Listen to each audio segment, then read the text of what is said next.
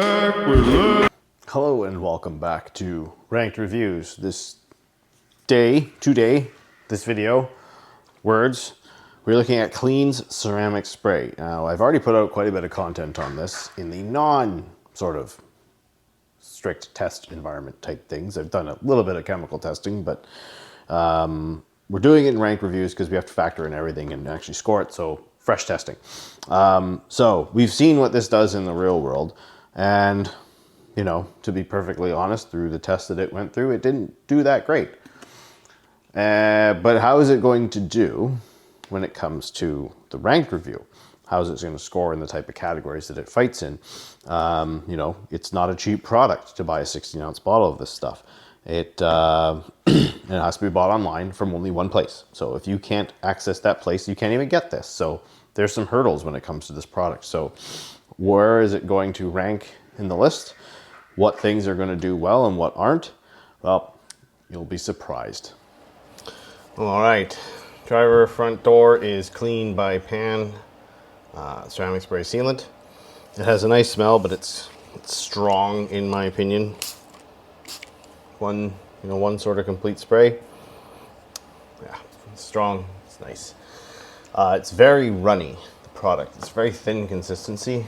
It like beads as soon as you put it on the paint. You can see there's an outline of it. Hopefully the lights are picking it up, and I apologize if they're flickering.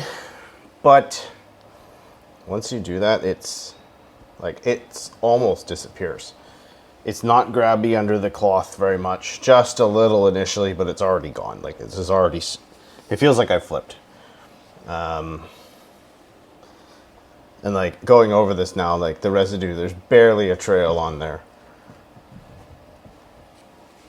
And then if I flip, it's gone. And it's slick. It's super slick. Credit where it's due. It is easy to apply. It is slick. Yeah. You should not have issues applying this. If you have issues applying this, look at other things. Look at your cloths, look at your temps, look at something else. It's very nice to apply. And it's quite slick under the cloth. And probably the slickest product I've done so far. You would be hard pressed to beat this when it comes to application. Like anyone should be able to get this to apply properly. So yeah, well done. Okay, time for the gloss and fill panel for Clean Ceramic Spray Sealant, which is in this box here. It'll go here as a high polish. Now this panel, I think I spent about 30 minutes trying to finish out this section, and it's gotten to the point where this is as good as it gets. So I'm just going to try and leave it alone. It still looks very clear. It's just got those lines, but you can see there is a difference between Clean and it. But we'll pull the tape and get a better idea of how it compares to nothing. And as you can see, it's done a bit. It's done something. This line here is, I think, a little bit of product buildup that got onto the tape and sort of seeped. You know, that happens. The struggles of detailing on YouTube. But yeah, besides that, there's a little bit of darkening. It's a little better than some of the ones we've seen lately. I'm going to move this a smidge there. But it is,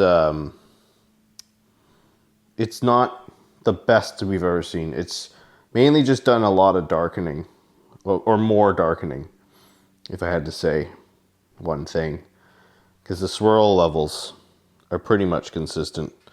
When you get over to here, like you can see, it is darker yet, plus just a lot cleaner. So yeah, it's done an okay job. It's minimal. Again, it's a bit above that baseline amount we sort of see, but just a bit, just a little darker. When it comes to filling though, it's not thick enough to do anything or leave anything meaningful behind. So yeah, that's it for that. Moving on.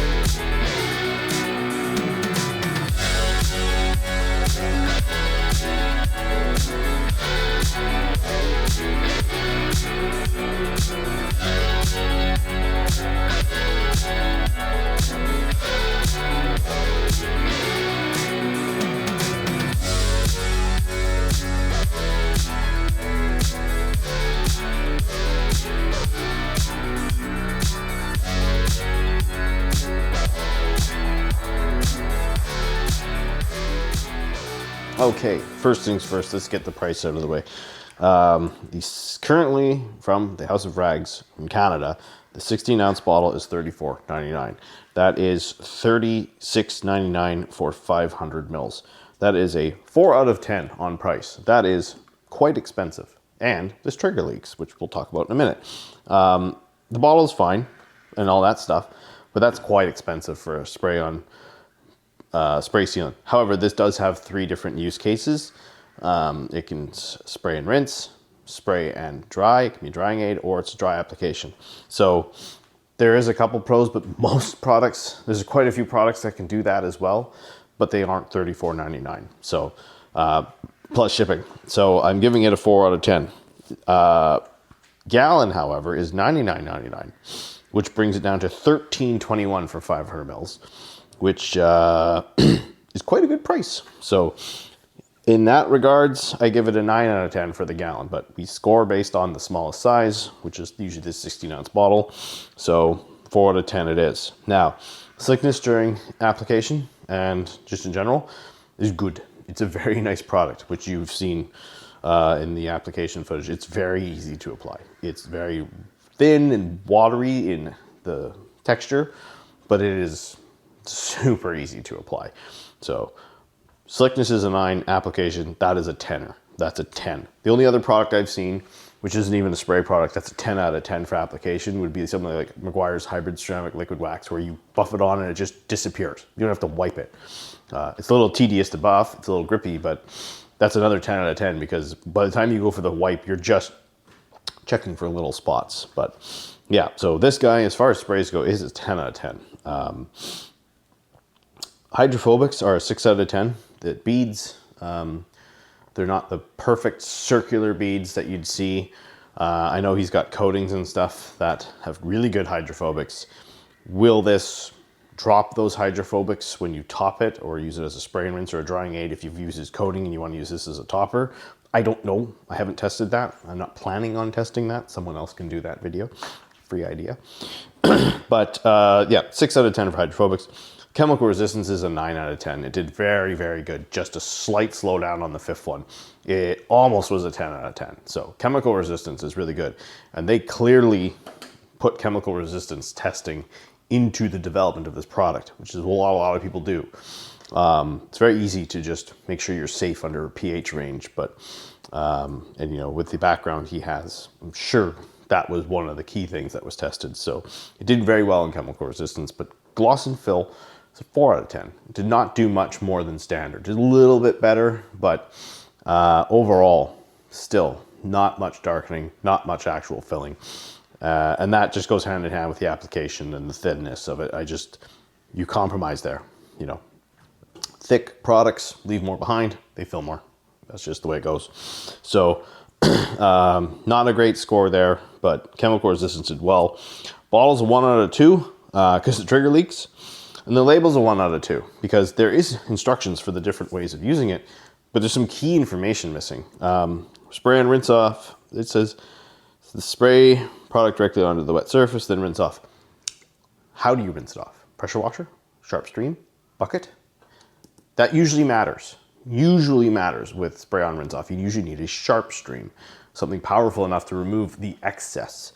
You know, using it as a drying aid, is the cloth need to then immediately be washed? Does it have to be soaked afterwards? Does it ruin towels?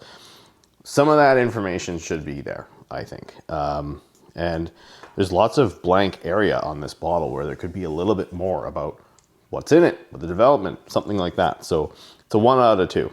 Because I know for the spray on rinse off, if you don't use a sharp stream, you're going to be getting weird results most of the time. So that's where that is. So now how does this score? Well, if you've been keeping track at home, we have a new leader because of the application, the chemical resistance, and not completely buggering it up anywhere else. It is 1 point ahead at 44 out of 64, the highest score we've got yet. But if you've seen my real world videos, where I've tested this on the hood of the car through winter, it doesn't do that well for me in my situation, blah, blah, blah, blah, blah. So this type of testing, you can you can gain this kind of testing. You can design and develop around this type of testing. When you throw it in the real world, it's all out the window. You have no idea what's gonna happen. You live near a power pole, you're gonna get crapped on. You know, wintertime, chemicals, that kind of stuff, heat, everything, pollen, they all change the score. They all change this test. So this type of testing is consistent and repeatable. That's why I do it. But I also do real world testing because it isn't the full story. The real world side is usually, even if you don't live in the same climate, it's usually more realistic. It's usually more important and closer to what you'll get. There is some exceptions, but I do both just because they both are relevant in their own ways. But yeah, so in this test, in the ranked reviews, this did quite well. It did well where it needed to do well. Real world, in the winter so far, I haven't tested the warmer months.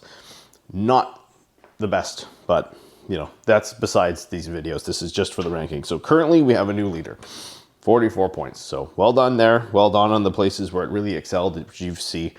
Let's see if someone else can dethrone it. So thank you again for watching. See you in the next one.